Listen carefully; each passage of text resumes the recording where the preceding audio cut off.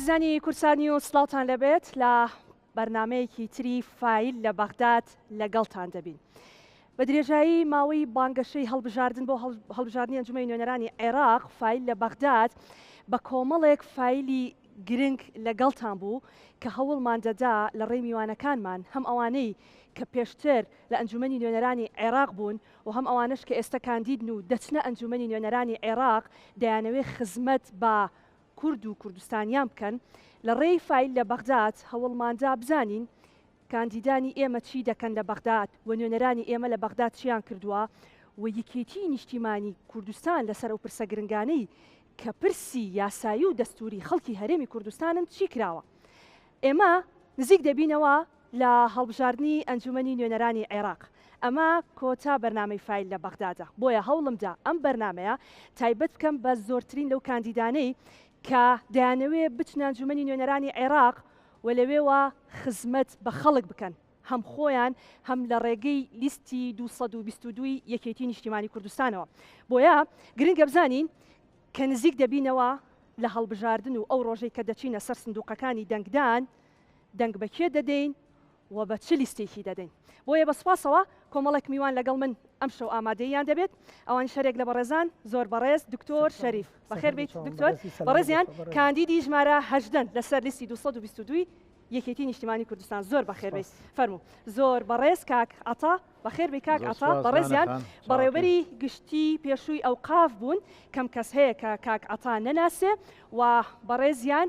ژمارە 13 لەسەر لیستی 222 یەکێتی نیشتیمانی کوردستان زۆر بەخێر بی کاک عەتا فەرموو. دکتۆر بەرزان ئەو دکتۆرەی کە ساڵانێکە خزمەت دەکا لە پزیشکی دادوەری بەڕێزیان بە ژمارە 3 کاندیدن لەسەر لیستی 222 یەکێتی نیشتیمانی کوردستان فەرمودانیشە زۆر بەخێر بێن. سوپاسکە ئەم ئێوارەیە لەگەڵمان بوون. دکتۆر بەرزان لە بەڕێستانەوە دەست پێ بکەم. هەمومان دکتۆر بەرزان دەناسین کە ساڵانێکی تەمەنی خۆی لە پزیشکی دادوەری و بۆ خزمەتی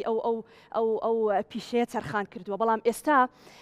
دکتۆر بەرزان دەوێت بچێت ئەنجومەنی نوێنەرانی عێراق و لەوێ خزمەت زیاتر بە خەڵکی کوردستان بکە. بە شێوەیەکی گشتێمانێ بزانین دکتۆر بەرزان کێیە و بۆ بڕیاری ئەوەتدا ئەزمموی خۆت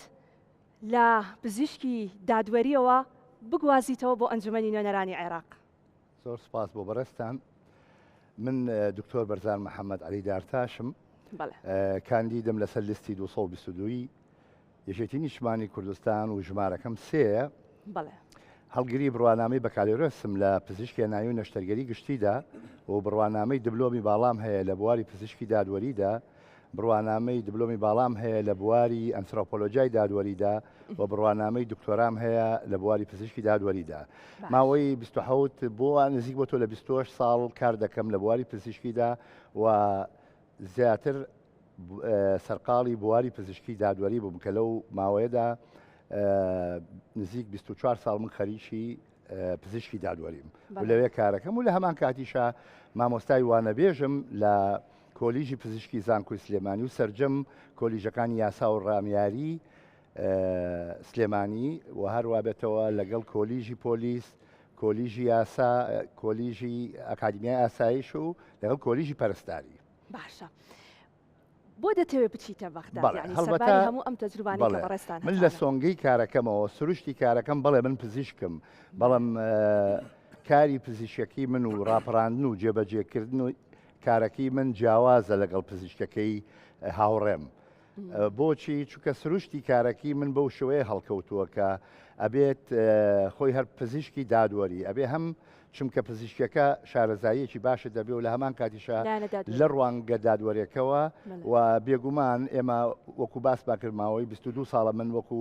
مامۆسای زانکۆش کارەکەم بێگومان بەرکەوتەیەکی زۆرم هەیە لەگەڵ سەرجەم خوێندکارانی چین و توێژە جیاجاکانی کۆمەلگاکەمان کە ئەمەش وا دەکات هەم لە بواری خوێندنی باڵاشەوە زیاتر هەمانجیەکمان هەبێ و کارەکەشمان وابەستەی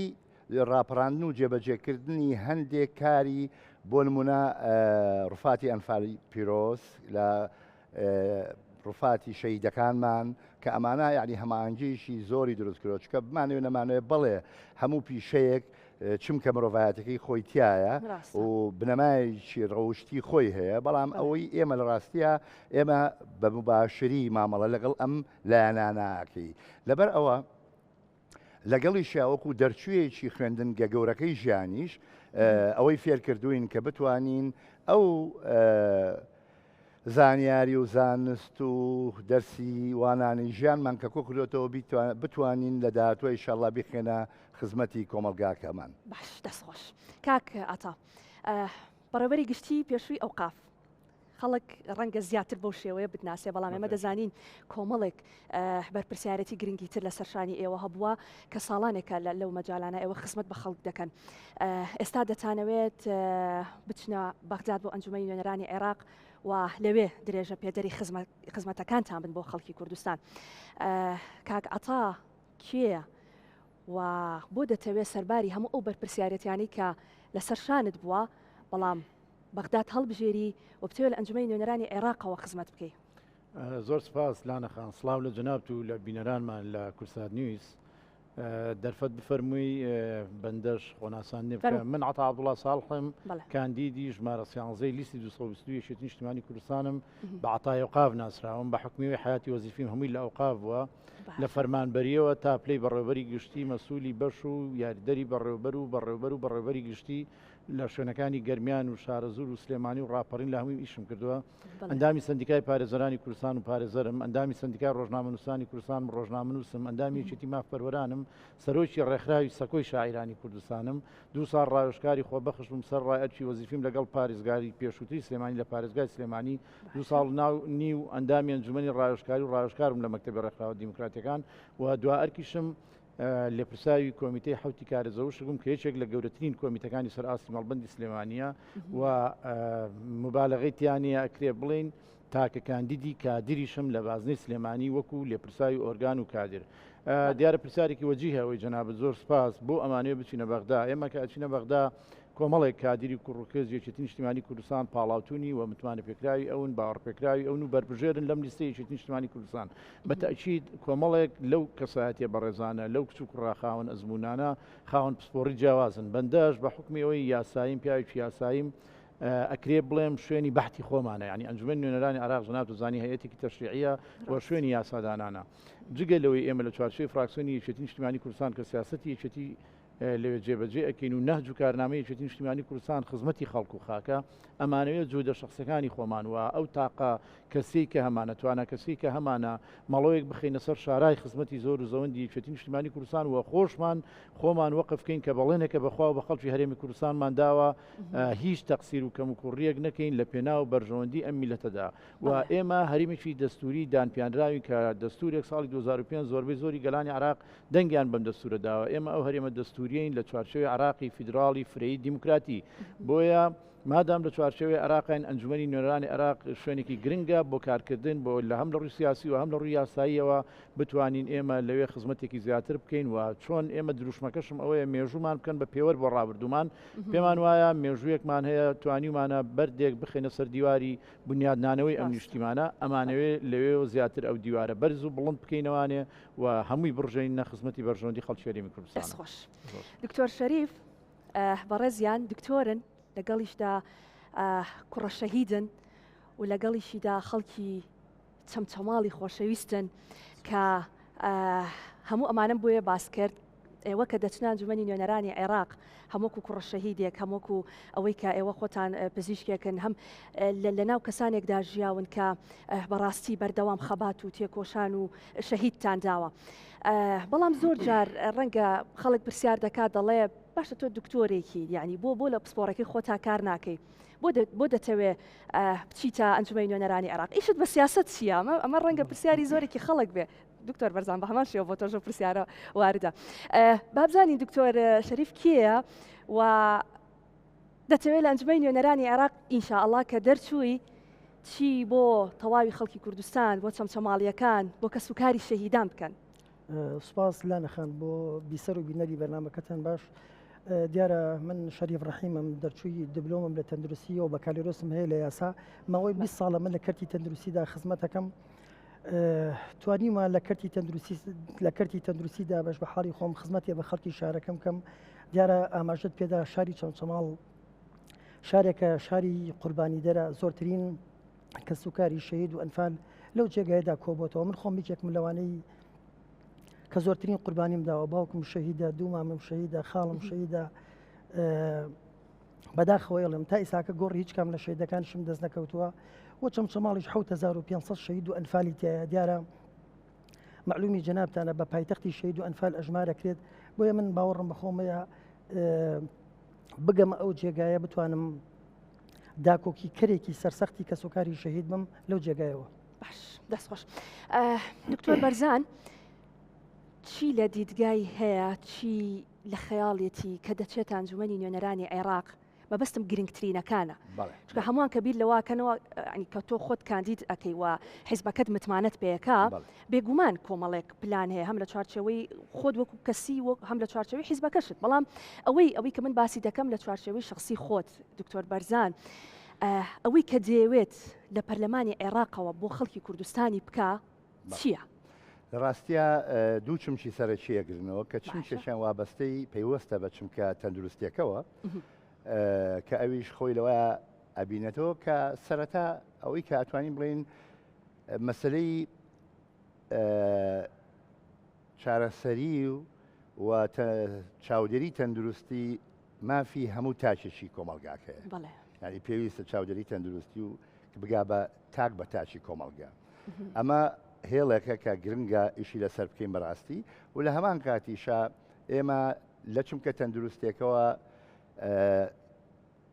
نەخۆشیەکانی شێرپەنجەمانەیە بە تایبەتی ئەو نەخۆشخانانەی کە وەکو نەخۆشخانی هیوا و نەخۆشخانی نانەکەلی و نەخۆشخانەکانی کە ئەوەی کە هەیە ئەمە خزمەت بە هەموو خەڵکی عێراق دەکەن بەڕاستی یان ئێستا بڕۆ بۆ نەخۆشخانی هیوا ئەوانی کە تۆمارن کەم نین ئەوانی کە لە جنوبی ناوەڕاست و خوار عێراق خۆین لەبەرەوە بەیە ئەمە هەندێک ئالیەتی تر هەیە کە هەموارکردنەوەی پێویستە یاخو ئێمە وەکو باسمان کرد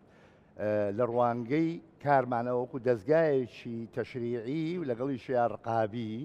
گرنگە هەندێک جار یاساکان پێویستە دەستکاری بکرێ ینی تەسەورکە حتا لە بواری پزیشکی دادوەریشە کە ئێمە لە عمقی مەسەلەکەین هەندێک جار زۆرێک لە خەڵک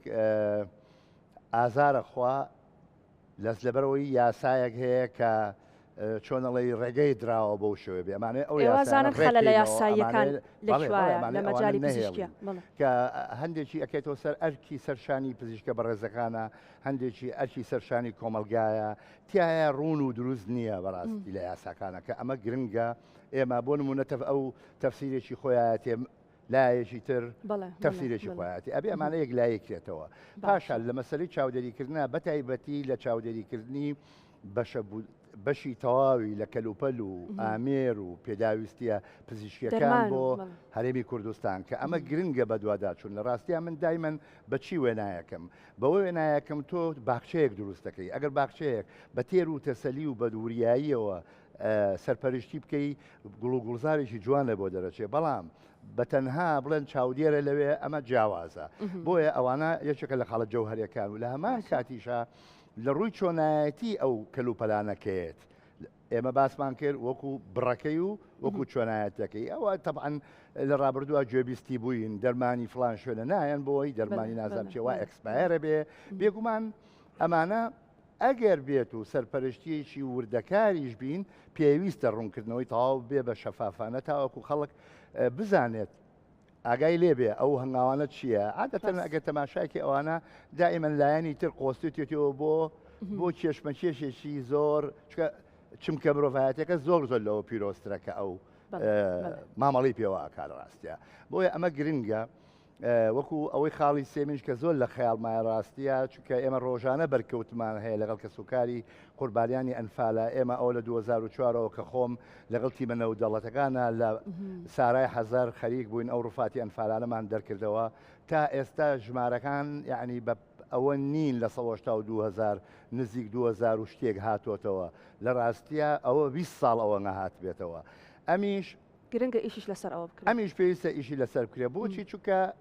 یاسایەکمان هەیە یاساکان پێوتر قانون حیمایەت مەقابر جەماعیە ئەم یاسایە لە ڕاستیە هەندێک دەستگرتنی تایە یعنی هەموو ئیشەکەی ناوەندی کردووە بە حساب لەبەر سپاراستن و سەلامەتی ئەو مەقابر جەماعیانەیە بەڵام ئەو مەقابر جەماعیانەوە خەریکە ئێستا یعنی هەر ژینگەکە خەریکە ئەوەی کە گوێبیستی کە سوکاری ئەنفالەکانە بین خەریکە هەمووی تێگایە بەسەر یەکتریا ئەو ماوەی 20 ساڵە کە تا ئێستا ژمارەیەکی کەمە یعنی ئەگەر بەم شێوازە بێت یعنی ئەم پرۆسێسەش دواکەوت لەبەرەوە بێ یا ئەبێت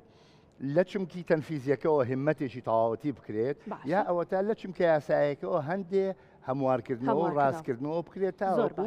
ئێمە ژۆکو گەلی کورد بۆ ڕفاتەکانی خۆمان دەستکراوە بین بەڕاستی نەوەکە مەسەرەن چاوەڕێ ئەوە بی بە ساڵێ بە مانگێ بە دوو مانگ وەفتێک لە بەغاوێ 4-5 دەرێنێ یا دەرنانێ و ئێمەش لە ڕوانگە پزیشکە دادوەرێکەوە ئاگام لە ورد بە وردی ئەو ڕێکارانەیەکە لە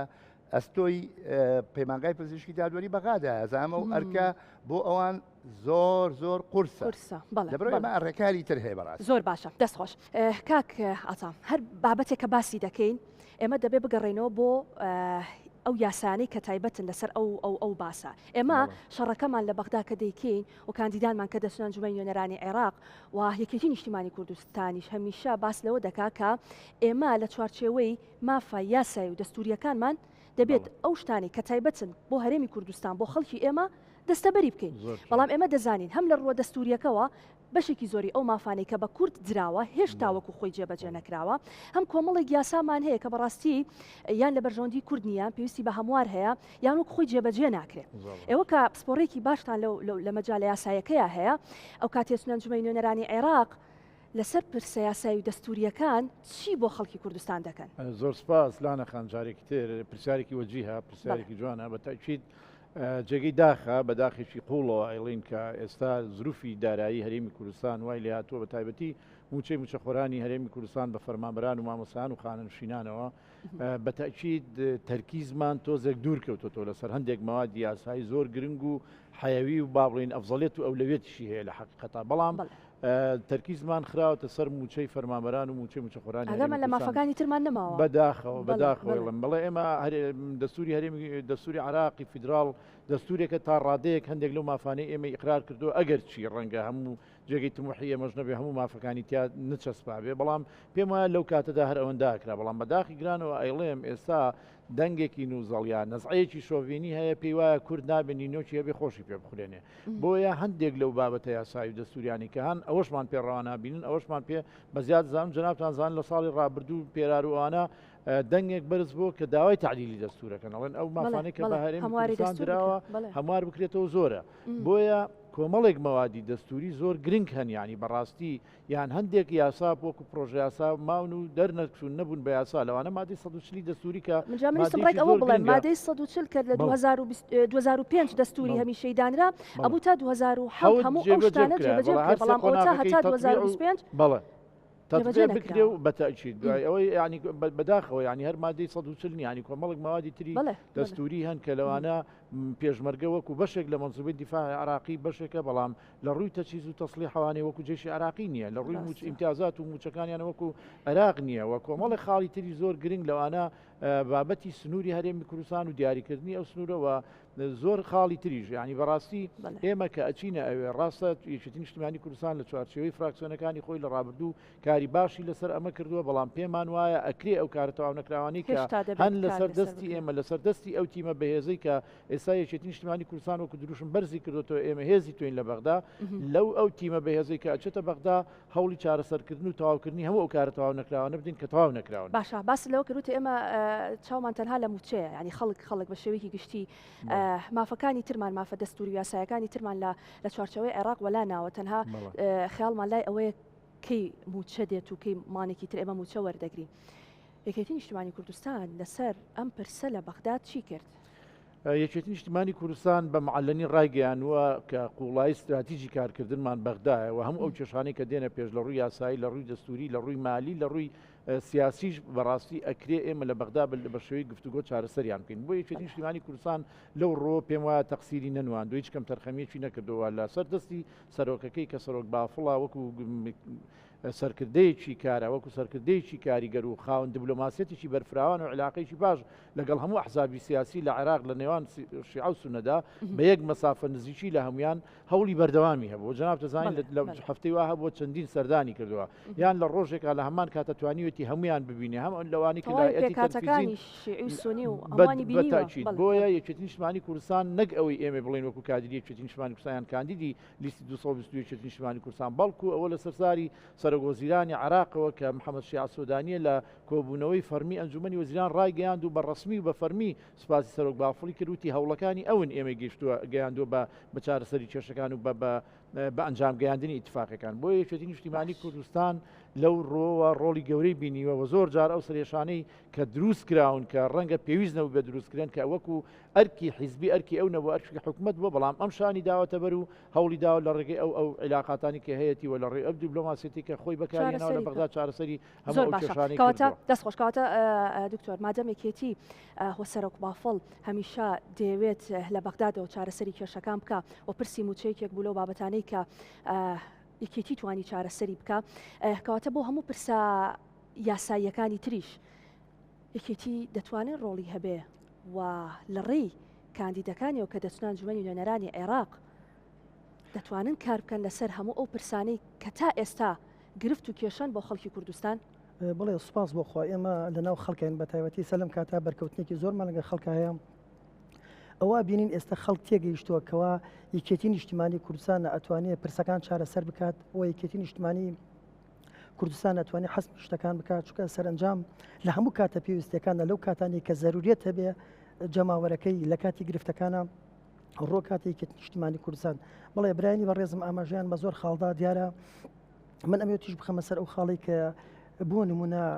ڕوفاتی کە سوکاری ئەنفال لە ئێستاکە خڵ لە دیدی چاوەڕانی ئەواتانە چکێ مازانین چەند ماڵ بە پایتەختی شەید و ئەنفال ناسراوە چاوەڕوانی گۆڕەکانیان کەوا بیان هێننەوە برای بەڕێزم کە دکتۆر ئاماژەی پێدا بەیانی سبەی ئێمە بتوانین بگەین ئەو جێ بۆ پێم خۆمنەوەی شەهیدم بتوانین پێداگرێکی تەواو بکەین لەسەر گەڕانەوەی ڕوفاتی کە سوکاری شەهید و ئەنفال داکۆی کری سەرسەختیەوە بین کە سوکاری شەهید و ئەنفال بن بۆ ئەوی بتوانین لانی کەم شادیان بکەین بە ڕوفاتەکانن. بەڵێ ئەوەی کە جەنابەت ئاماژت پێدا سەرنجام ئەو پرسە نەتەوایانە ئەو پرسە گشتیانی کەوا کە خاڵی چارەسەرن کەوا بتوانین ئێمە سەرجەم ئەو بڕگە یاسایانە ئەو بڕگە دەستوریانەی کەوا پێویستە چارەسەر بکرێت ئێمە شەڕی لەسەر بکەین لەسەر لە ناو ئەنجومەنی نوێنەرانی عێراق دیارە ئەوە هەر بە کاندیدەکانی یەکێتی ئەکرێەوە ئەو کاندیدانی یەکێتین کە ئەتوانن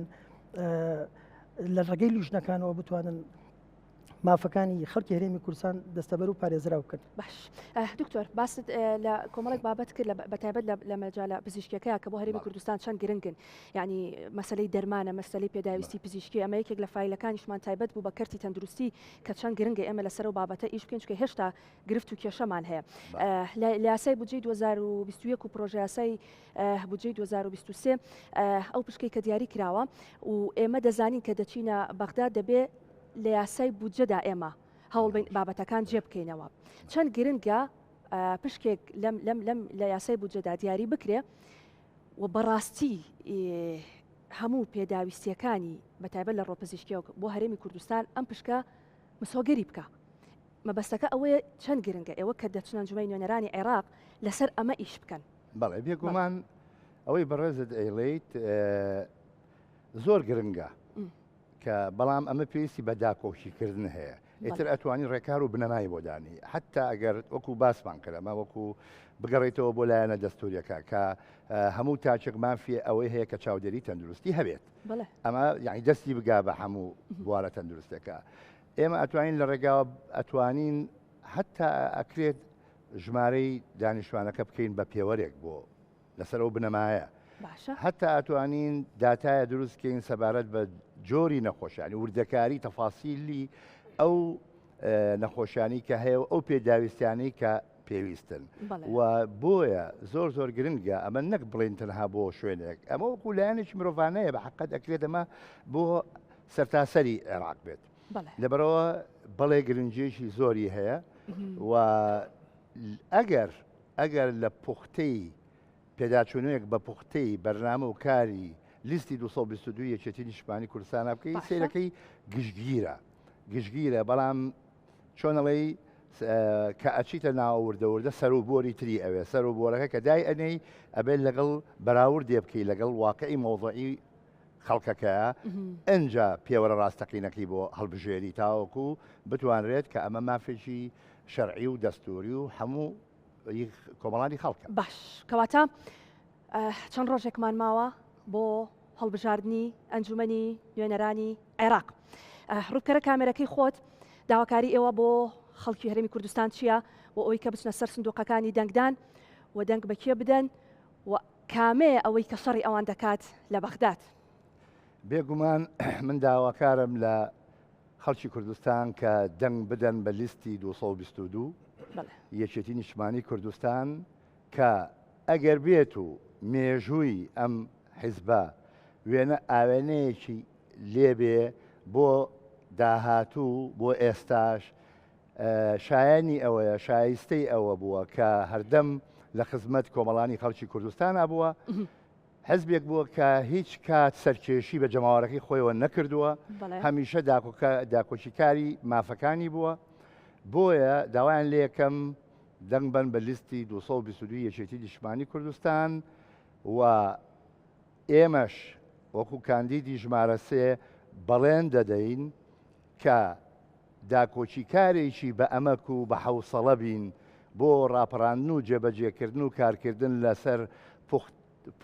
بەرنامەی پوخت و پاراوی یەکێتی نیشتیمانی کوردستان کە گرنگترینی خۆی لەوەیە بینێتەوە جێرانەوەی مافە ڕەواکانی خەڵکی کوردستان لەسەر بنەمای دەستور. دەستخۆش دکتۆر کاک ئاتا ڕووبکەرە کامێرەی خۆت تۆ قسە بۆ خەڵک دەکەی چۆن قەناعەت بە خەڵک دەکەی کە بچنە سەر سندوقەکانی دەنگ لە کاتێکدا دەزانین ئێستا بەشێکی خەڵک نیگەرانە و دەڵێت ناچم دەنگ نادەم. چۆن داوا لە خەڵک دەکەن چۆن قەناعەت بە خەڵک دەکەن کە بچنە سەر سندوقەکانی دەنگدان و دەنگی خۆیان بەکێ بدەن؟ فەرموو. زۆر سپاس بەتاکید منیش وەکو کاندیدی ژمارە سیانزەی لیستی 222 یەکێتی نیشتیمانی کوردستان بە جەماوەری خەڵکی کوردستان ئەڵێم حیزبی تر تاقیکرایەوە خەڵکی تر ئەسپی خۆی زۆر تاودا حیزبی معارەزەمان بینی بەو لەو پەڕی ئەوجی دەسەڵاتی خۆیان هیچیان پێ نەکرا و حیزبەوەکەی بچووکتری ئۆپۆزیسیۆنمان بینی لەگەڵ ئەو پەڕی احترام ما و هیچیان پێ نەکرا بۆیە متمانەی گەورەتان بە یەکێتی نیشتیمانی کوردستان بکەن. یەکێتی نیشتیمانی کوردستان ئەکرێ داواکاری گەورەتان لێ هەبێ بەڵام ئەکرێت چاوەڕوانی گەورەشتان لێ هەبێ. یەکێتی نیشتیمانی کوردستان خاوەنی مێژوویەکی پڕ لە مەواقفی نیشتیمانی و نەتەوەییە. یەکێتی نیشتیمانی کوردستان خاوەنی 27,000 شەهیدا کە بۆ ئەم هەرێمی کوردستانە و بۆ پاراستنی قەواری هەرێمی کوردستان ڕشتوێتی و تەسحی بە ئەندامەکانی خۆی دا و یەکێتی نیشتیمانی کوردستان لە هیچ پارچەیەکی تری کوردستان کەم تەرخەمی نەنواندووە. بۆیە بەندەش براتان بەڵێنە دەم بەخوا و بە خەڵک و بە خاک وەکو کاندیدی ژمارە سیانزەی لیستی 222 یەکێتی نیشتیمانی کوردستان دەنگمان پێ بدەن لە ئاز متمانی جەماوەری خۆمانە بین و لە ئاز حوسنی زەن و گومانی باشی ئێوە بین دڵنیاتانەکەین شەو ڕۆژەخەینە سەر یەک و لە پێناوی خۆشببختی و بەرژەوەندی خەڵکی هەرێمی کوردستانە ماندوو نابین هەم لە چوارچێوەی فراکسیۆنی یەکێتی نیشتیمانی کوردستان هەم هەوڵە تاکە شەخسی و تاقە شخصیەکانیشمان بۆ خەڵکی کوردستان سەرف ئەەکەین و ئومێ دەکەین یەکێتی نیشتیمانی کوردستان بە هەمومانەوە ڕووسورکەین و زۆر دەستخۆش. کە سوکاری شەیدان لە چاوەڕوانی ئەوان بزانن نوێنەرانیان لە ئەنجومەنی نوێنەرانی عێراق چی بۆ مافەکانی ئەوان دەکەن. چەمچەماڵیەکان دەیانوێ بزانن دکتۆر شەریف لە ئەنجومەنی نوێنەرانی عێراق چی بۆ ئەوان دەکات. خەڵکی هەرێمی کوردستان فەرموو ڕووبکەرە کامێرەی خۆت پێمان بڵێ دکتۆر شەریف پلان و بەرنامەکانی چی دەبێ و چۆن داوا لە خەڵک دەکەن کە بچنە سەر سندوقەکانی دەنگدان و دەنگی خۆیان بدەن. بەڵێ یەکێتی نیشتیمانی کوردستان لەو ڕۆژەیە کە دروست بووە خاوەن ڕووباری خوێنی شەهیدە کەم ماڵ هەیە قوربانی نەدابێ لە پێناو ئەمڕۆی کوردستان لە پێناو ئازادی خاکی کوردستان بۆیە بەندەوەکو نەوەیەکی شەهید وەکو کەسوکاری شەهید کە خاوەن 4 شەهیدی دەرەجەیەکی بنەماڵەکەمم کە تاکو ئێستاکە گۆڕ هیچ کام لە شەهیدەکانم دەست نەکەوتووە بۆیە من لە شارێکە ئەژێم کە پایتەختی شەهید و ئەنفال کراوانە بۆیە من لە معاناتی کەسوکاری شەهید تێگەم خۆم بە نوێنەری کەسوکاری شەهیدان نەزانم چونکە من تەمەنم 12 ساڵ بوو باوکم شەهید بووە بۆیە لە معاناتی کەسوکاری شەهید تێگەم و تەمەناکەم بگەینە ئەو جێگای ببینە خزمەتکارێکی ڕاستەقینەی تاک بە تاکی کەسوکاری شەهید و خەڵکی شارەکەی خۆمان بۆیە بە متمانەوە دەنگ بدەن بە کوڕی شەهیدێک کاندیدی ژمارە هەژدا بۆی من نوێنەری ڕاستەقینەی ئێوە بم چکە من لە معاناتی جەنابتان تێگەم. زۆر باشە. دکتۆر شەریف کاندیدی ژمارە هەژدا لەسەر لیستی 222 یەکێتی نیشتیمانی کوردستان. سپاس کە لەگەڵمان بووی. دەنگەکانتان بۆ دکتۆر شەریف بێت. زۆر بەڕێز کاک ئاتا کە بەڕێزیان کاندیدی ژمارە 13 لەسەر لیستی 222 یەکێتی نیشتیمانی کوردستان. کاک ئاتا لە ڕۆژی دەنگدان ژمارە 13 لە بیر مەکەن. دکتۆر بەرزان ئەو دکتۆرەی کە تەواوی تەمەنی خۆی لە خزمەتی خەڵکو و لە بواری پزیشکی دادوەری تەرخان کردووە، ئێستا کاندیدە بۆ ئەنجومەنی نوێنەرانی عێراق بە ژمارە 3 لەسەر لیستی 222 یەکێتی نیشتیمانی کوردستان. ئەو ڕۆژەی کە دەچنە سەر سندوقەکانی دەنگدان دکتۆر بەرزانیش لە یاد مەکەن. وتانێکی کوردوەرەگرین و لەگەڵتان بەردەوامن.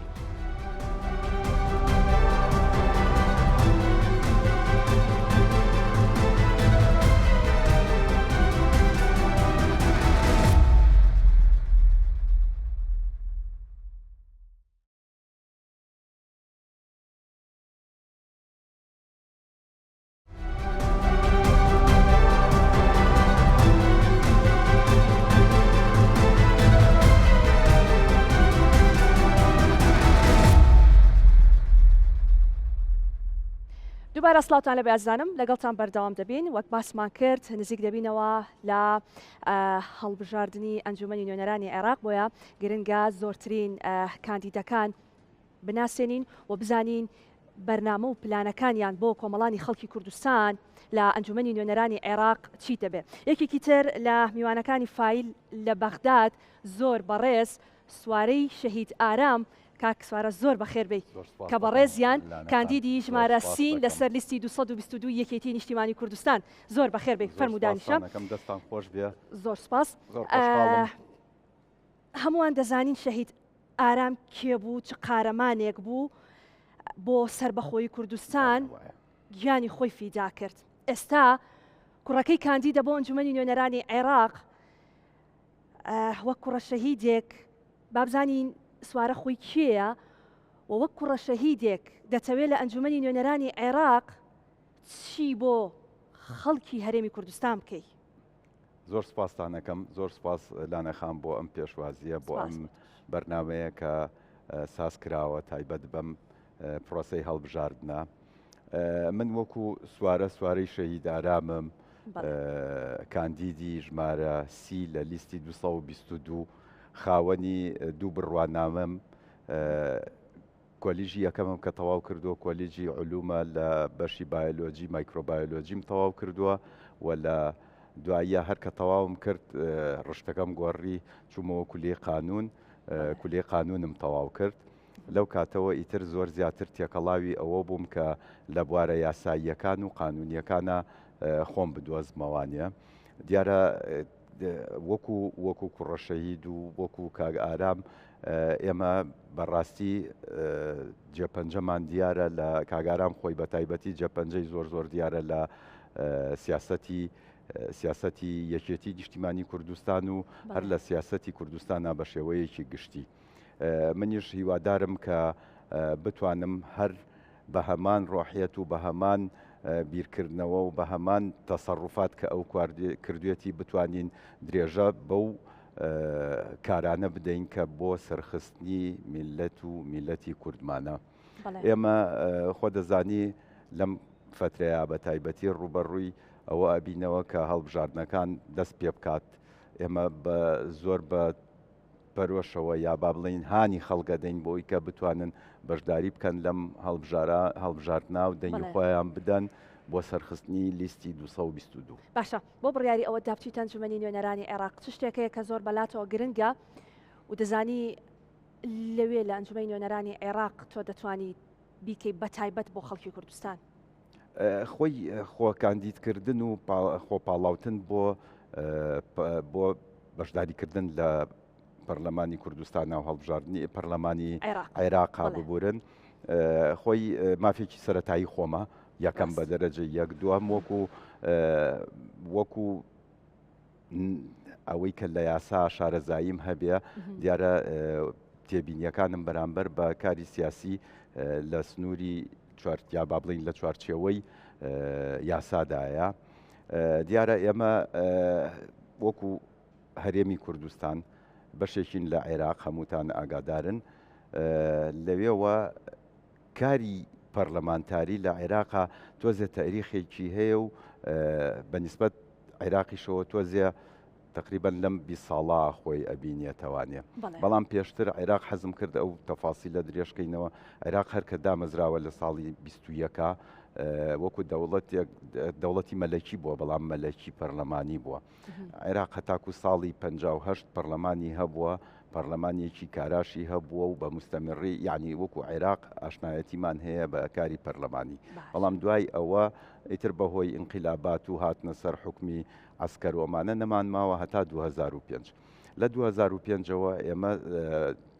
قۆناغێکی نوێمان دەست پێ کردەوە بەوەی کە گەڕاینەوە بۆ ژیانی پەرلەمانتاری ئەگەر لە وچە نەزەرە عالەمیەکەوە سەیریکەین و لە وچە نەزەریکی فراوانترەوە ببینین ئێمە ئێستا حالیان خاوەنی سیستمێکین کە نزیکە لە سیستمە جیهانیەکانەوە بە شێوەیەکی گشتی سیستمی جیهانی هەمووی عیبارەتە لەو حکووماتانەی کە خاوەنی پەرلەمان و زۆرینەی ئەو سیاست مەدارانەشی کە سیاست دەکەن لە کاری لە حکوومەتا و لە کاری سیاسەتا زۆربیان لە ڕێگای پەرلەمانەوە هەڵەبژێرن بۆی زۆرترین کەس بەشدار بێت لە دەستنیشانکردنی نوێنەرەکانیانە. باشە ئێمە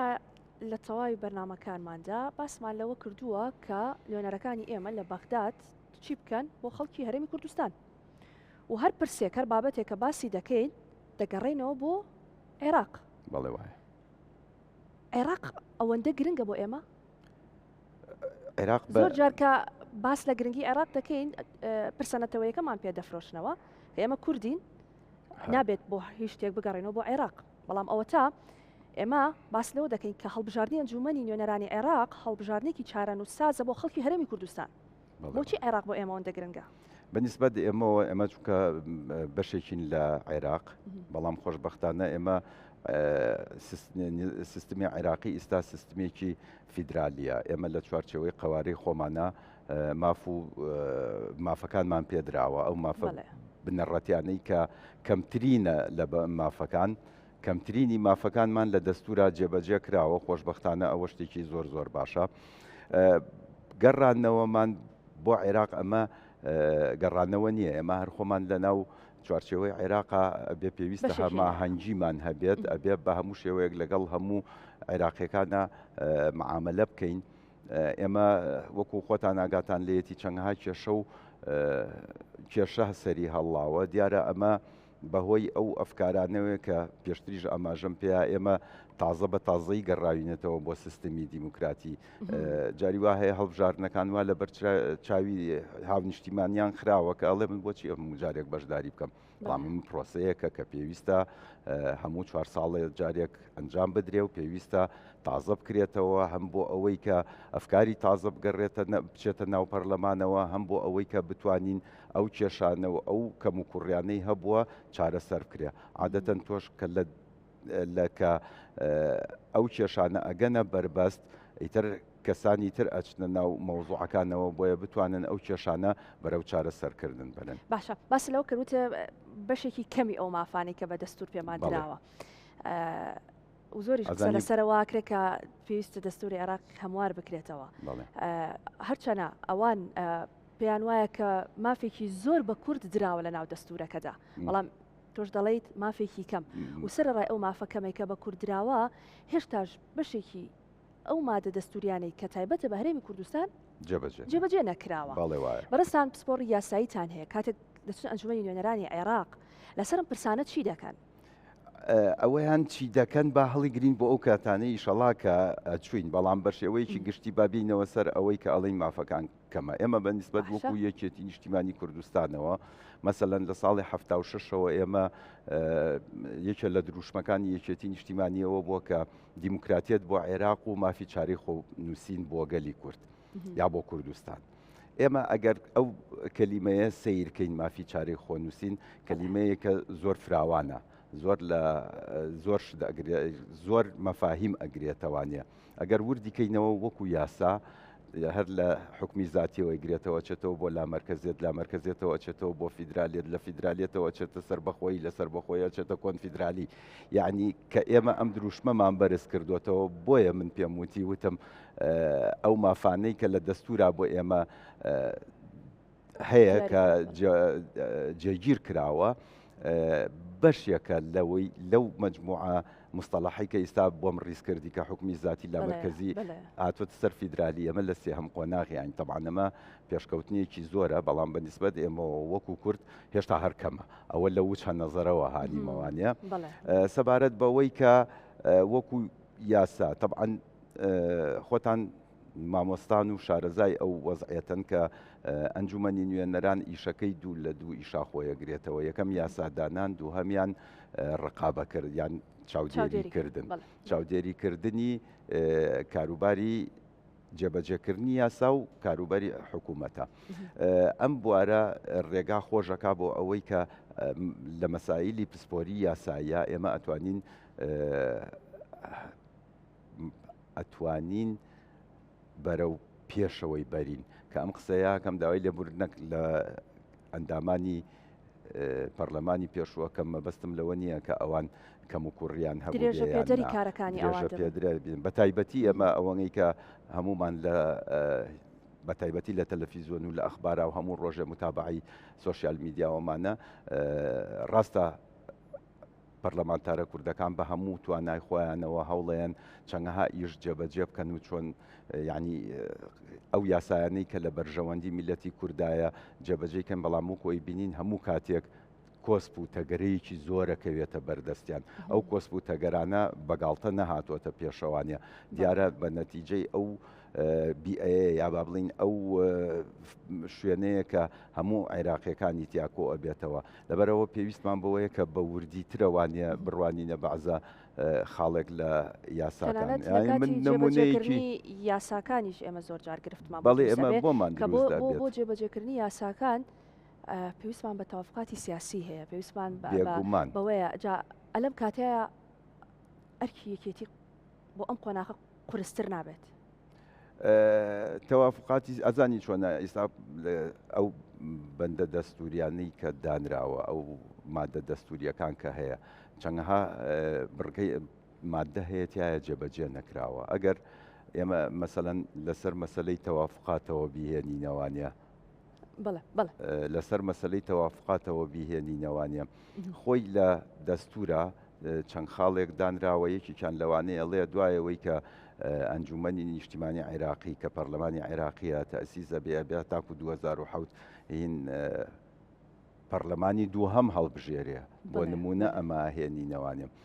پەرلەمانی دووهەم لە ئێمە بە شێوەیەکی گشتی لە ئەخبار و لە تەلەڤیزۆن و لە سیاسەتایی بیستین لە وەکو ئەمریکایە کە مەڵین مەجلیسی عموممان هەیە و لەگەڵ مەجلیسی شیوخمان هەیە مەجلیسی شیوخ دەسەڵاتی زیاترە لە مەجلیسی عموم لە دەستوری عێراقیە ئەم مادەیە هەیە کە بەدانانی پەرلەمانی دووهەمە لە ناو عێراقا ئەمە بۆ کەمکردنەوەی ئەو یەکسانیەیە لە بینی ژمارەی دەنگەرانی شوێنەکانی تر لەگەڵ کەمینەکانە ینی مەسەلە نەگەر ئێمە وەکو عێراق تەوزیعیکەین سونە و شیعە و کووردە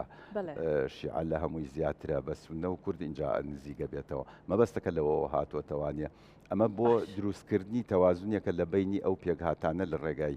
لەبەرەوەی کە ئەم بڕگەیە جێبەجێ نەکراوە کەواتە پەنابراوەتە بەر تەوافقاتی سیاسی تەوافقاتی سیاسیشەوەیە کە هەموو جارێک بە محاسەسە و ئەم شتانەیە ئەکرێ ئەگەر ئەم بڕیارانە یان بەم بڵین ئەم مادانە بتوانرێت جێبەجێکرێ هەرەوە نییە چەندها مادەی تریش هەیە مەسەلەن مادەی نەوت و غاز هەیە یعنی نامەوێت ئێستا بچینە ئەو تەفاسیلانەوە وردەکاری زۆر هەڵەگرێت ئێوە بە گرنگی دەزانن لەناو بانگەشەی هەڵبژاردن نابوون و چوونەتە ناو خەڵک بەڵێ وایە گوێتان لە داواکاری خەڵک گرتووە کە کاندیدن دەچنە ناو خەڵک دیارە خەڵکیش داواکاری هەیە پێویستی هەیە خەڵکی هەرێمی کوردستان چی دەوێت وڵی خەڵکی هەرێمی کوردستانی کوردستان تەنها مافە سەرەتایەکانی نییە کە دەوێت وڵی خۆشگوزەرانی ئەوێ مافە سەرەتایەکانی ئەوێ کە لە دەستورە هاتووە خۆشگوزەرانی ئەوێ بە ژیانێکی ئاسوودە بژی و کێشە و گەشەی ئەم لاولای بۆ دروست نەبێت کە هەمومان ڕوبەڕوومان نەبێتەوانە من تەفاسیلی وردەکاری مەسلەی میزانیەوە ئەمانە زیاتر ئەندامانی پێشوو زۆر شارەزان کاریان تیا کردو بەڵام خۆمانەزانین هەموو ڕۆژێک چاوەڕوانەکەی نادەیکەی بە پەلەیەک بڵاو بێتەوە بۆی کە بڵێن موچە هاتووە یا ناتۆ بەڕاستیەوە ژیانێکی طبیعی نییە ژیانی طبیعیەوەی مۆزەف هەموو سی ڕۆژجارێک کە سەری مانگ هاتەوانە موچەی خۆی وەربگرێ بەڵام ئەم کێشانە بە سیاسیە کرێ بە ئەنواع و ئەشکال کۆسپ و تەگەرە ئەهێنرێتە ڕێگای پێم وابێ ئیشێکیەوەگە قورس نییە بە نیسبەت دەوڵەتێکی دەوڵەمەنی وەکو عێراقەوانە ئەم هەموو کێشەیە بۆ ئێمە دروست کات. بەڵێ کە دەچنە ئەوێ من پرسیارم لێ کردی وتم چی بە گرنگ دەزانیت بیکی مەبەستەکە ئەوە نەبوو کە بە تەنها بە تۆ ئەکرێ بەڵام سوارەی شەهید ئارام دەبێت کۆمەڵێک پلان و بەرنامەی پێبێ کە دەچێت ئەنجومەنی نوێنەرانی عێراق کامانن ئەوانەی کە گرنگترینن و ئێوە دەتانێت بۆ خەڵکی هەرێمی کوردستانی بکەن گرنگترین ئەو پلان و بەرنامانەی کە کاکسوارە لەگەڵ خۆی دەیبات ئەنجومەنی نوێنەرانی عێراق چییە؟ مافە نەتەوایەتیەکانمانە دەرەجە یەکە کە حەقێکی خۆمانە ئەوە ئیتر مناقەشەی لەسەر ناکرێ زائیدەن هەماهەنگی لەگەڵ حکوومەتی هەرێمی کوردستانە بۆ ئەوەی کە بتوانرێ باشترین خزمەت تەقدیم بکرێ ئێمە بە هەموو شێوەیەک لە چوارچێوەی سیاست و بەرنامەی یەکێتی نیشتیمانی کوردستان کار و چالاکیەکانمان ئەنجامە دەین بەڵام دیارە هەر یەکە و بە پێی توانای خۆی و بە پێی ئەو بیرکردنەوانە بەڵام لە چوارچێوەی سیاسەتی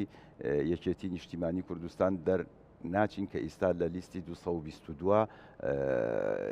با بڵین بانگەشەی بۆکەین و زۆر ڕوون و ئاشکراشە ینی شتەکانمان زۆر ئاسانە ئێمە دروشمی گەورەمان هەڵ نەگرتو ئێستا دروشمەکانمان سادەیە و زۆر هەڵقوڵاوی ناو خەڵکە مەسەڵەن یەکەمیانەوەیە کە ئێمە تیمێکی بەهێزمان هەبێ لە بەغا دووەمیانەوەیە کە ئێمە هێزی ئێوە بین لە بەغا کە خۆی دروشمەکەمان لێ هێزی تۆین لە بەغا دیارە بەڕاستی یەکێتی نیشتیمانی کوردستان دەبێتە هێزی خەڵک لە بەغداد دائیمەن هەروە بووە ئەویان مبالغە نییە و مجاملەژ نییە یعنی ئەمە ئەگەر لە کۆنەوە بیهێنینەوانەیە مەسەڵەن یەکێتی نیشتیمانی کوردستان لە 75 تەسیس بوو لە 76 هەروەکو معارەزەش لە بەغا وجودی هەبووە ئێمە هەمومان ئەوانەی کە لە کاری سیاسیا ئیشی کردووە و یان لە مێژوو خوێنوێتەوە زانن زۆربەی چالاکی عسکەریەکان و کۆمیتەی سیاسیەکان هەر لە بەغا هەمان بووە و ئیشیشیان کردووە و کاری سیاسیشیان کردووە و کاری عسکەریشیان کردووە یعنی مەبەستم لەوەیە کە ئێمە بە هەموو شێوەیەک لەگەڵ بەغا نامۆنین پێیان و دائیمەن لەوێش تەواجودمان هەبووە و تەواجودیشمانە بێ چونکە ئێمە ئەو تەوازنە ئیقلیمی لە چواردەورمانە دروست بووە بە تایبەتی بە نیسبەت هەرێمی کوردستانەوانە زیاتر ئەتوانین تەوازنەکەی لە بەغا ڕابگرین هەتاکو وەک لەوەی کە تەوازنەکەی لە دەرەوەی بەغا بێت ئەمانە هەمووی وامان لێ ئەکا کە بتوانین لە بەغا بە تەواوەتی کاری سیاسی ئەنجام بدەین و دوایەوەش بیرن نەچێ مەسلەی خۆشگوزەرانی ئەمەیان کارێکە زۆر گرانە ئێمە دائیمەن باسی لەکەین بەڵام کۆسپ و تەگەرە ئەمەنگە لە بەردەممانایە بەڕاستی تیمیکی بەهێزی ئەوێ بۆ ئەو مەسەلە باشە باس لەوە کرد کە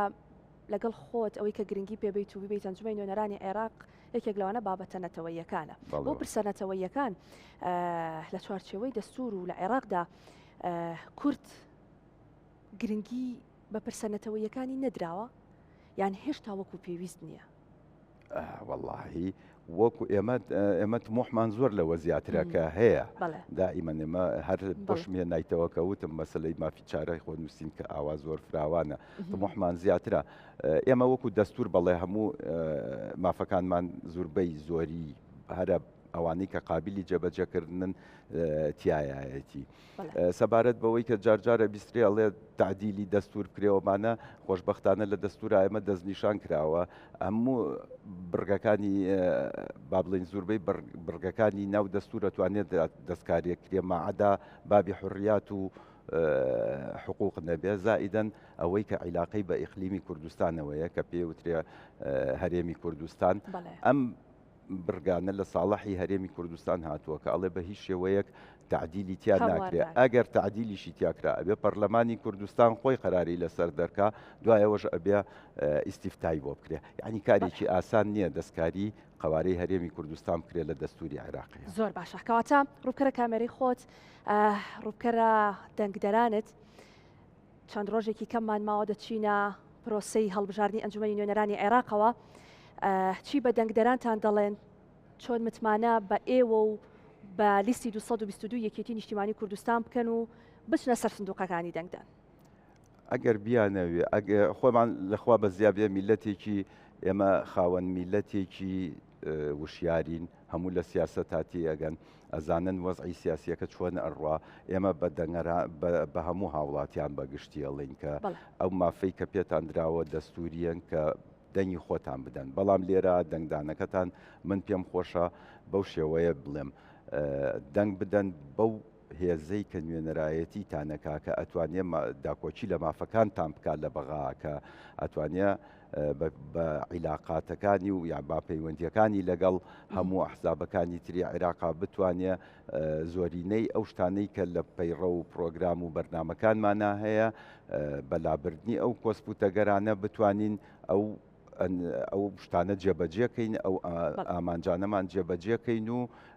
من دڵنیاشم لە میلەتی خۆمان کە ڕێگای ڕاست هەڵەبژێرێ. 11 کاندیدی ژمارە سی سوارەی شەهید ئارام لە بیر مەکەن سپاسکە لەگەڵمان بووی بە هیوای سەرکەوتن بەڵێ ئازیزان فایل لە بەغداد بە درێژایی ماوەی بانگەشەی هەڵبژاردن لەگەڵتان بوو هەوڵماندا گرنگترین ئەو فایلانەی کە تایبەتن بە پرسە یاسایی و دەستوریەکانی کورد بهێنینە بەرنامە لەگەڵ هەموو ئەوانەی کە پێشتر لە ئەنجومەی نوێنەرانی عێراق کاریان لەسەر ئەو بابەتە کردووە لەگەڵ بەشێکی زۆری کاندیدەکانی لیستی 222 یەکێتی نیشتیمانی کوردستان لەسەر و پرسانە قسەمان کرد بۆ ئەوی بتوانین هەمووان پێکەوە بە دەنگەکانمان بە ناردنی نوێنەرەکانمان بۆ ئەنجومەنی نوێنەرانی عێراق زۆرترین کار لەسەر پرسە نەتەوەیی و پرسە سیاسی و یاساییەکانی گەلی کورد بکەین لە ئەنجومەنی نوێنەرانی عێراق. 11 کە دەچنە سەر سندوقەکانی دەنگدان بیرتان بێ کام حیزبەیە کە شەڕی بەدەستهێنانی مافەکانی ئێوە دەکا لە بەغداد کام حیزبەیە کە بۆ تەواوی ئەو پرسانەی مافی ئێمەن و لە بەغداد دەبێ بۆمان جێبەجێ بکرێ ئەوان شەڕی بەدەستهێنانی دەکەن. بیرتان بێ لە 11 بە ویژدانی خۆتان بە تەواوی قەناعەتی خۆتانەوە دەنگەکانتان بۆ 222 یەکێتی نیشتیمانی کوردستان و تەواوی ئەو کاندیدانەی کە ئێوە متمانەتان پێی هەیە بەشێکی زۆری کاندیدەکانی 222 یەکێتی نیشتیمانی کوردستان بۆ ئەوی بچنە ئەنجومەنی نوێنەرانی عێراق لەوێ ئەوان بە دەنگەکانی ئێمە ببنە نوێنەری ئێمە و شەڕی بەدەستهێنانی مافەکانی ئێمە بکەن. سوپاس کە تا ئێستا بینەرمان بوون هەر سەربەرز و هەر شاد و هەر سەرکەوتوو بن. سپاس.